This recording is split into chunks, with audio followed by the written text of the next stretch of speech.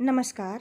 आज मैं सुभद्रा कुमारी चौहान जी द्वारा रचित कहानी सोने की कंठी का दूसरा भाग लेकर आई हूँ। पिछले भाग में हम लोग यहाँ तक सुन चुके थे कि तात्पर्य यह कि बिंदु पूर्ण सुखी थी, अब उसकी कोई और इच्छा न थी। मित्रों, आगे की कहानी प्रस्तुत करने से पहले आप लोगों से मेरा अनुरोध है कि आप लोग अगर मेरे चैनल को सब्सक्राइब नहीं किए हैं तो ज़रूर सब्सक्राइब कर लीजिए, ताकि आगे की कहानी मैं आप तक पहुँचा सकूँ। प्रस्तुत है आगे की कहानी। एक बार बिंदु की माँ बीमार पड़ी। माँ की सेवा करने के लिए बिंदु को लगातार 4-5 महीने नैहर में रहना पड़ा। फिर उसकी आंखों के सामने वही राय साहब की लड़कियां और वही गहने कपड़ों का प्रदर्शन होने लगा। उसकी सोई हुई आभूषणों की आकांक्षा फिर से जाग उठी। वह सोचने लगी, क्या इस जीवन में मेरी अभिलाषा कभी पूरी ना होगी? तो फिर ईश्वर ने मुझे इतना रूप ही क्यों दिया? किंतु विधि के विधान पर किसका जोर चलता? राय साहब निर्मल चंद 40 के उस पार पहुंच चुके थे, फिर भी उनमें रसिकता की मात्रा आवश्यकता से अधिक थी। वे प्रायः सिनेमा देखने जाया करते थे, किसी अच्छी कहानी की एक्टिंग के लिए नहीं, केवल सुंदर चेहरों को देखने के लिए। उन्होंने तो सब तीर्थ भी कर डाले थे और प्रायः परों पर सब काम छोड़कर भी वे स्नान घाटों पर पहुंच जाते। किसी प्रकार के पुण्य लाभ की उन्हें इच्छा रहती या नहीं, यह तो ईश्वर जाने, किंतु युवतियों की अंग प्रत्यंग की ताक झांक की उत्कट इच्छा उनके चेहरे पर कोई भी देख सकता था। वे कश्मीर और नैनीताल भी अक्सर गर्मी की छुट्टियों में जाया करते थे, किंतु जलवायु परिवर्तन के लिए जाते थे या और किसी उद्देश्य से, यह नहीं कहा जा सकता। वे सुंदर स्त्रियों के पीछे अनायासी मीलों चक्कर अवश्य लगा आते थे। वे बहुत कुरूप थे, इसलिए सुंदरी की बात तो अलग रखिए, कोई कुरूप से कुरूप स्त्री भी उनकी तरफ आंख उठाकर देखने में अपना अपमान समझती थी। इसलिए प्रायः गंदे मजाक करके ही वे अपनी वासना की तृप्ति कर लिया करते थे। इसके अतिरिक्त वे परोपकारी भी थे। उनके घर एक नामी गिरामी वैद्यराज रहा करते थे, जो राय साहब के मित्रों और उनके आश्रित निर्धनों का मुफ्त इलाज करते थे। उनका दवा खाना राय साहब की बैठक से लगा था। मरीज को दवा लेने के लिए राय साहब की बैठक से होकर वैद्यराज के पास जाना पड़ता था। बिंदु की माँ का इलाज भी यही वैद्यराज करते थे। घर में कोई और न होने के कारण बिंदु को ही माँ के लिए दवा लेनी पड़ती थी। एक दिन दोपहर को बिंदु जब दवा लेने गई तो उसने देखा कि राय साहब के पास एक सुनार कई तरह के गहने फैलाए बैठा है। सहसा इस प्रकार गहनों की प्रदर्शनी सामने देखकर इतनी दिनों की सोई हुई बिंदु की गहनों की उत्कंठा फिर से जागृत हो उठी। क्षण भर के लिए वह भूल गई कि वह यहाँ किस लिए आई है। वह उत्सुकतापूर्वक उन फैले हुए गहनों के पास बैठ गई और बड़े चाव से उन्हें उठा उठा कर देखने लगी। उनमें से 3 लड़की एक कंठी थी जो बिंदु को बहुत पसंद आई। उसने उस कंठी को कई बार उठाया और रखा और अंत में ठंडी सांस के साथ वह उसे वहीं रखकर अलग खड़ी हो गई।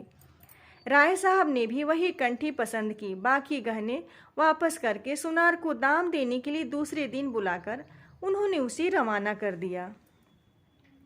यद्यपि बिंदु की उम्र राय साहब की लड़कियों के बराबर थी, फिर भी बिंदु उनकी कुदृष्टि से बची न रही। उसके इस समय के हार्दिक भाव राय साहब अच्छी तरह ताड़ गए और वार करने का यही उपयुक्त समय देखकर वे हंसते हुए बोले, बिंदु, यह कंठी तुम्हें बहुत पसंद आई है ना? पहनोगी? एक प्रकार की अव्यक्त आशा से बिंदु का चेहरा खिल उठा, पर यह प्रसन्नता क्षणिक थी। वह गंभीर होकर बोली, नहीं, मैं न पहनूंगी। गहने गरीबों के लिए नहीं होते, राय साहब बोले। गहने तो गरीब अमीर सभी के लिए होते हैं। फिर तुम्हारी तरह का गरीब तो इच्छा करते ही मनमाना गहना पा सकता है। सो कैसे? बिंदु ने पूछा। गहनों की इच्छा तो मुझे सदा से रही, पर वे मुझे कभी नहीं मिले और न जीवन भर मिलेंगे, यह मैं अच्छी तरह जानती हूँ। राय साहब धीरे धीरे बिंदु की तरफ आते हुए बोले, जीवन भर की बात तो अलग रही बिंदु। यह कंठी तुम्हें इसी समय मिल सकती है, केवल तुम्हारी इच्छा करने भर की देर है। तुम्हारे ऊपर एक क्या ऐसी लाखों कंठियाँ निछावर की जा सकती है। पर बिंदु, यदि तुम मेरे मन को समझती। राय साहब के आसक्त चेहरे और हिंसक पशु की तरह आंखों को देखते हुए बिंदु सिहर उठी और 2 कदम पीछे हटकर बोली, आप मुझे दवा दिलवा दें, मैं जाऊं, अम्मा अकेली है। उसने इस बात को इतने जोर से कहा जिसे अंदर आवाज़ पहुंच सके। वह शीघ्र ही दवा लेकर लौटी।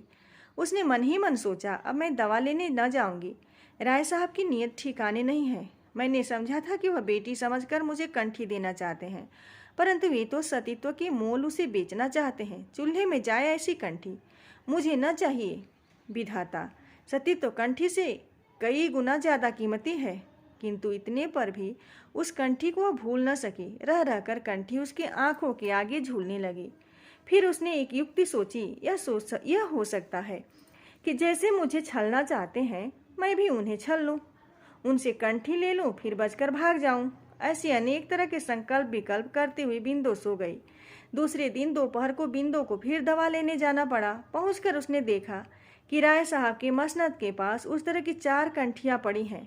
बिंदु को पहुंचते ही राय साहब ने उसे बैठने के लिए कहा। बिंदु बैठ गई। कल उसने जितने संकल्प किए थे उसे इस समय याद न रहे। कंठियों की चकाचौंध के सामने बिंदु को सब कुछ भूल गया। बिंदु के सामने ही राय साहब ने एक कंठी को तौलाकर उसकी कीमत 250 रुपये सुनार को देकर विदा कर दिया। बिंदु को चकित दृष्टि से उस कंठी की ओर और कभी उन रुपयों की तरफ देखती थी। व्यापारी के जाते ही जैसे उसकी तंद्रा टूटी, वह उठकर खड़ी हो गई। बोली, दवा दिलवा दीजिए, मैं जाऊं, देर हो रही है। अभी कहाँ की देरी होने लगी। कहते कहते राय साहब ने एक कंठी बिंदु के गले में पहना दी और उसे जबरन पकड़कर एक बड़े शीशे के सम्मुख खड़ा कर दिया।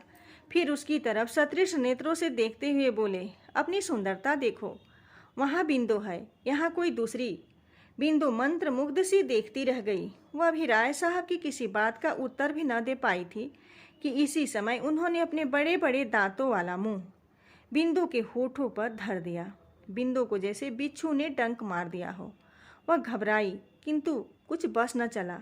इस प्रकार कुछ तो कंठी के लालच में और कुछ राय साहब की जबरदस्ती के कारण उस दिन दोपहर के सन्नाटे में अभागी बिंदु अपने को खो बैठी।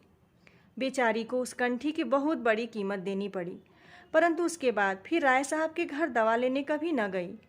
उसके कुछ ही दिन बाद बिंदु ससुराल चली गई और उस कंठी को भी वह सबसे छिपाकर अपने साथ ले गई। ससुराल में लोगों के पूछने पर उसने यही बतलाया कि यह कंठी उसकी माँ ने उसे दी है, किंतु बिंदु ने उसे कभी पहना नहीं। पति के आग्रह करने पर जब कभी वह उसे आधा घंटे के लिए पहनती तो ऐसा मालूम होता जैसे काला बिस्तर उसके गले से लिपटा हो। कंठी को देखते ही प्रसन्न होने के बदले वह सदा उदास हो जाती थी।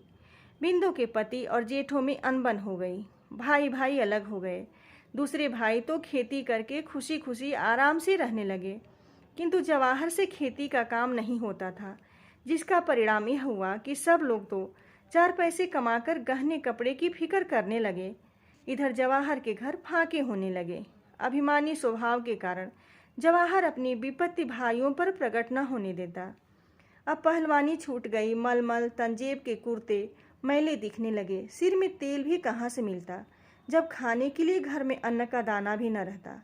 बिंदु से पति का कष्ट देखा न गया। उसने एक दिन कंठी निकालकर पति को बेचने के लिए दे दी। जवाहर बड़ी प्रसन्नता से कंठी लेकर सराफे की ओर गया, पर थोड़ी देर बाद उसने लौटकर निराशा से कहा, यह तो मुलम्मे की है। बिंदु यह सुनकर सर थामकर बैठ गई, मानो उस पर वज्र गिर गया। मित्रों, आपको अगर यह कहानी पसंद आई हो तो आप लाइक कमेंट जरूर कीजिएगा। धन्यवाद।